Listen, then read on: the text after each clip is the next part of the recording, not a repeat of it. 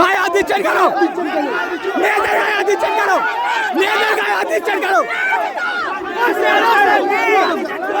মেয়েদের গায়ে হাত দিচ্ছেন কেন?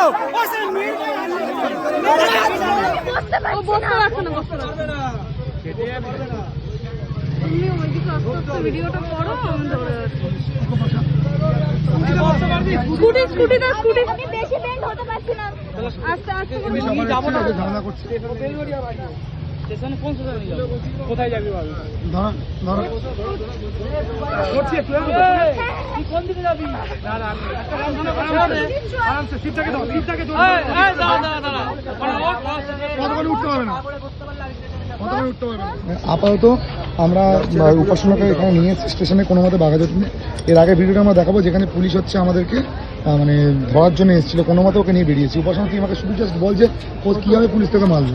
আমরা যখন বসে বিক্ষোভ করছিলাম তখন আমাদেরকে সরানোর জন্যে আমাদেরকে লাঠিচার্জ করা হয়েছে, আমাদের সবার মানে আমাদের প্রত্যেকটা মেম্বারের উপরে লাঠিচার্জ করা হয়েছে।